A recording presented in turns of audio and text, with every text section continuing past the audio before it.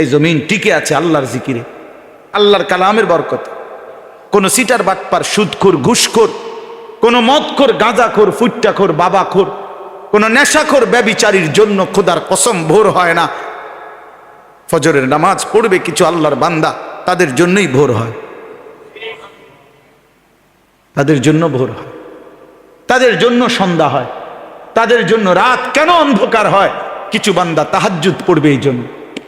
ওয়াল্লাযী জাআলাল লাইলা one নাহারা খিলফাতান লিমান আরাদা আন ইয়াযাক্কারা আও আরাদা শুকুরা।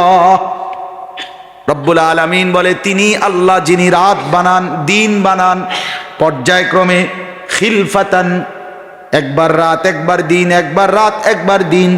আল্লাহ বলে, কেন বানাই? এই ধারাবাহিকভাবে রাত আর দিন কেন বানাচ্ছি? লিমান আরাদা আন ইয়াযাক্কারা,